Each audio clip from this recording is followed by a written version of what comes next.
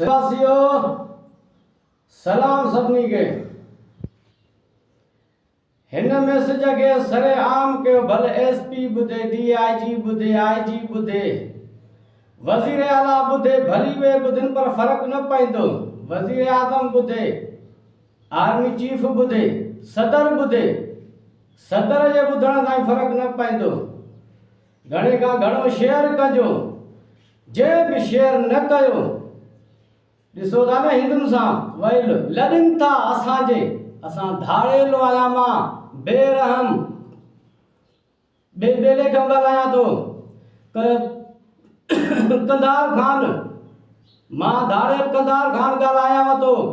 चवां थो हिन मैसेज खे घणे खां घणो शेयर कयो त हिंदुनि वारी कार कंदो। मां लड़नि था न, अनकरीब सिंध में भी कोई शरीफ माण्हू हिते न रहंदो।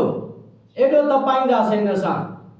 अलाह वधाए सो वधे खे। उन जे हुकूमत में का असांजे मथां फौजी ऑपरेशन त छा, पर पुलिस जी सीरियस ऑपरेशन भी न थी। हाणे त अञा रहिस वॾो, हाँ सदर थियो आहे ॿीहर। अलाह वधाईंदुसि।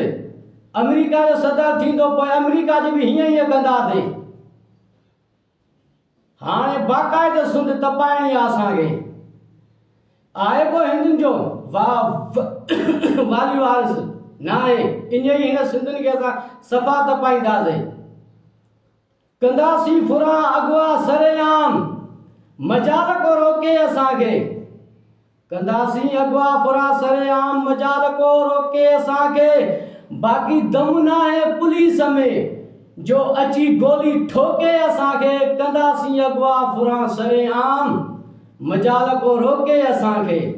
असां सिंधिया धाड़ेल एॾा मज़बूत आहियूं। अलवदायनि सब भोतार जियनि, ज़ालिम बेरहम सिंध जा सरदार जियनि। हूंदी आ फुल सपोर्ट वक़्तनि जी ओखे असांखे। बाक़ी दम न आहे पुलिस में जो अची गोली ठोके असांखे। पुलिस में असांजा भी हमदर्द आहिनि, अंदरियां जूं ख़बरां ॾियण जा पाबंद आहिनि। पटे भाई करे मामला ॾींदा आहिनि ओके असांखे। बाक़ी दम न आहे पुलिस में जो अची गोली ठोके असांखे।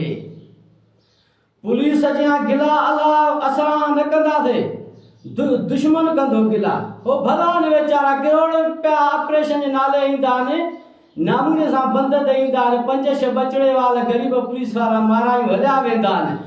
पर यार मुंहुं न घुचायो अथव असां अॼु ॾींहं ताईं। अलाह वधाईंदो, सलामत रखंदो असांजो साथ पुलिस ऐं असां धाड़ेलनि जो। ईमानदार ऑफिस रहो। हाँ लाठड़ा ॿुधो, हिते ॾाढो सो गाबो लिखिया पढ़ा ॿुधो। छॾींदासीं तर तपाए, कयो चैलेंज कई ॿार कलो के असांखे। बाक़ी दम न आहे फौज पुलिस में जो अची गोली ठोके असांखे।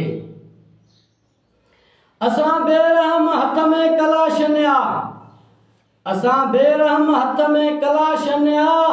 अवाम खे ॾिसो रुगो टेंशन ही टेंशन आहे।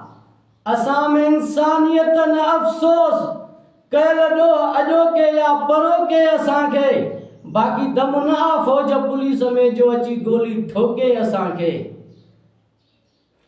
हुजऊं हा इंसान, माण्हुनि सां मुहबत हुजे हा।